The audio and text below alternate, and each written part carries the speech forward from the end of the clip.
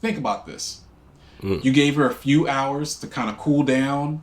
You left her in her room, and you let her. She was just watching TV, and a while's going by, so you think that she just fell asleep watching TV or something. So you breathe a sigh of relief, like, oh, all right, finally weathered the storm.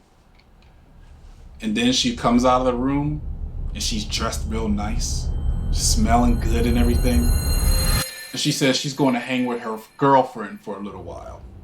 So now this sends your anxiety into overdrive now, because of course she's got to be going out with some other guy, and you couldn't do anything to make her happy the entire time. So now you gotta find. Bruh, oh my God, man. It's like these videos are a vibe with him. Is he got the music playing in the background? He got all the build up happening. Dude, I swear it was like a serial killer about to come out there and just. Welcome back, guys. Mike here, Money, Marriage, and Media. And today we are looking at the goal of getting 1,000 subscribers. We're also looking at Nelson Media. All right. Nelson is a licensed professional in the mental health arena, right? If I'm not mistaken, he is a counselor. And today's topic is 3 faces of female narcissists, how they plan to destroy you. How does this relate to what we talk about on this channel? Well, again, one of the social constructs that is broken in our community is the vetting process. So we want to spend more time. This is why we're watching this today. Let's go ahead and get it started, get into it before I start rambling on even more, right? Destroy you. The first phase is the love bomb. During this phase, you've just met her, and she is everything you could have asked for in a woman. I mean, she's so pretty. You were surprised she even gave you a chance with her. Not only that, she showed you that she really cared about you. Cooked for you, cleaned for you, gave you the best sex you could have ever imagined. And she did all that, but she did one thing really, really well. So well that it made her stand apart from anybody else that you have met up to that point. She made you feel like she needed you. That you were her hero that saved her from her past. So you opened up and you told her about, your own vulnerabilities and your insecurities, and you let your guard down. And she would build you up and tell you about how great you are. And then she tells you about her story. And she starts to tell you about how other men took advantage of her. She told you about the different traumas that she's had in her life and how she didn't think that she could ever love or trust anyone again. Until she met you. She made you feel special and powerful, while at the same time making herself appear to be innocent, weak, and in need of a hero. She's the perfect damsel in distress that you see in movies, and you swoop in as the savior because she made you feel like the chosen one. The guy that's different from all the other guys. Oh boy. So that's the love bombing, and this sets her up to go into phase 2 now that she has successfully created this superhero image of you that you're going to do your best to maintain. See, the problem with that is that I'm assuming he's going to have to get into this at some point. Is that's going through that phase? It's not instantly a red flag. There are just like with I think we use this word too often, narcissist, and I'm betting that he is making this video so we can actually get some clarity on the definition, because the issue with overused terms is that a lot of times the more it's used, the further away we get from the actual definition. And if we need to, we may need to go and look up the actual definition according to the DSM-4.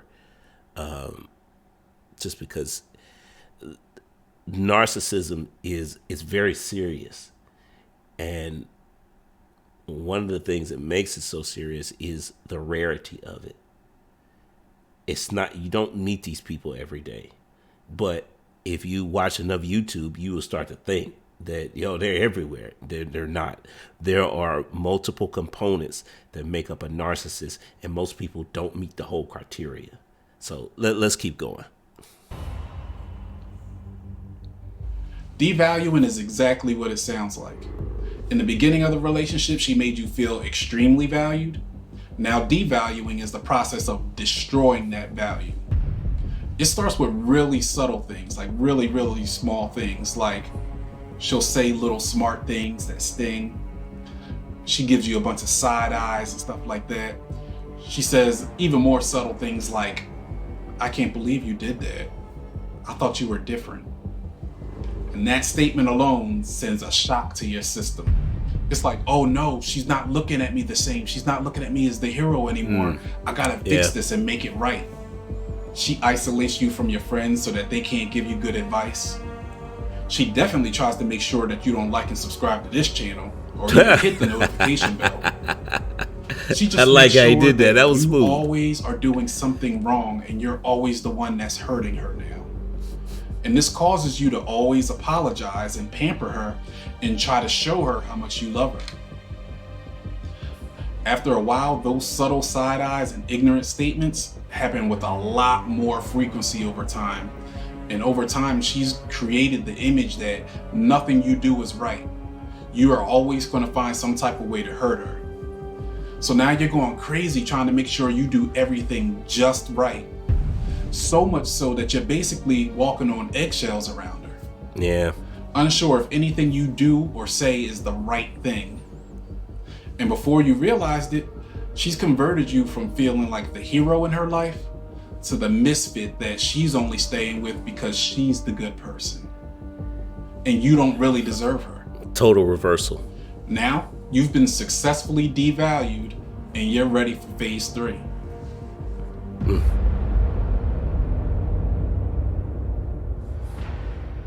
In the discard phase, she's completely thrown away the image of you being a hero and she's shifted herself to being the full-on villain. She's saying some of the nastiest things to you like, you ain't. I should have left you a long time ago. She throws back in your face all the insecurities that you told her about. Like, that's why your mom left you and your last girlfriend cheated on you. Exactly. She beat you down and down and down until... This is why we say that you should not be, don't do it, because that is going to happen. You need to avoid that situation at all costs. Women are not equipped to handle masculine problems. You need male friends who understand the male experience to help you through your masculine problems. The only thing you're doing with a woman is giving her more ammo for when the arguments that come up in the future. So it comes time for her master performance. This is where you're both at home one day and out of nowhere, she just goes silent. No emotion. You ask her what's wrong and she, with the straightest face, just says, nothing. And for some reason, that nothing cuts you so deep and forces you to think about anything that it could possibly be. And the anxiety from thinking of what it could be leads you to ask her again, babe, we good? And you get the same response, but this time she digs a little bit deeper with her response and you get 2 words. Yeah, thanks. Now you know something's wrong. The way she said thanks to you was like how she would just respond to somebody she randomly met on the street. So right. Now you're thinking, damn, I gotta do something to lighten the mood. So then you resort to your plan B. This is where you say, oh, babe, I was about to order something from DoorDash. You want something? And now your heart's racing. Please say you want something, anything. But you get from her, no, I'm not hungry. Damn. Now you feel like you're out of options and your only choice is to leave her alone for a while and to see if she warms up a little bit later. You see, she knows exactly what she's doing. By keeping you anxious and not knowing how she feels, she can get you to do anything she wants. Think about this. You gave her a few hours to kind of cool down. You left her in her room and you let her, she was just watching TV and a while's going by, so you think that she just fell asleep watching TV or something. So you breathe a sigh of relief like, oh, all right, finally weathered the storm. And then she comes out of the room and she's dressed real nice, smelling good and everything. She says she's going to hang with her girlfriend for a little while. So now this sends your anxiety to overdrive now because of course she's got to be going out with some other guy, and you couldn't do Yeah. anything to make her happy the entire time. So now you gotta find Bro, oh my God, man. It's like these videos are a vibe with him. Is he got the music playing in the background? He got all the build up happening. Dude, I swear it was like a serial killer about to come out there and just But man, but real talk. This is good. It's great storytelling. a way to keep her home and show her how much you care. So at this point, your only option is to argue with her, yell at her, tell her she ain't right, everything you do for her, and she's gonna treat you like this, and you're just completely beside yourself and full of rage. And at this moment, she's broken you. She successfully moved you from anxiety to depression to rage and to finally desperation. She's unconsciously trained you to show any emotion that she wants you to show at any time. And she uses this manipulation and gaslighting to have complete power over you. Now you're so mentally exhausted that you're ready to just give up. Like you're burnt out. At this point, all you can do is break up with her. So that's what you decide to do. And right when you are going to let her know that you're out of here, she starts love bombing you again. Because after all, you're the only one that understands her. You're her savior. So bear with her because she's working on herself to be a better person. She needs you. And from there, the cycle starts all over again. Yep.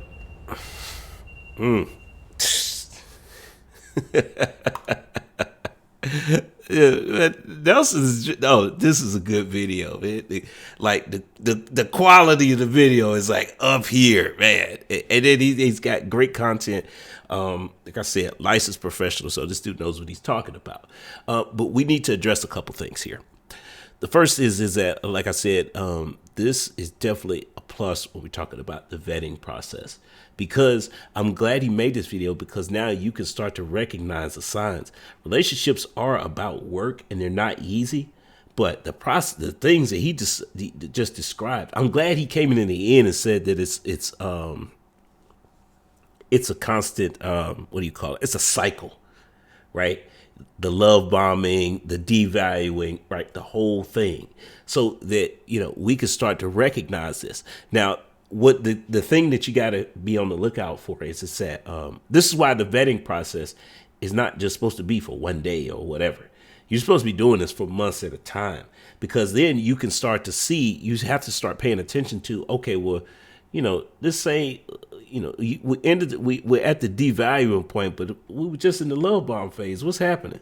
Okay, well, that's not necessarily time to end things, right? Keep it going and see what's happening there. Because all of a sudden, then you end up in that last phase. Then all of a sudden, oh, she's love bombing you again.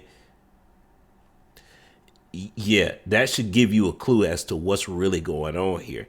Now, the only criticism I have for this is that he didn't really mention the timetable for it. And I'm assuming that's because it can be different. So you're going to have to protect yourself.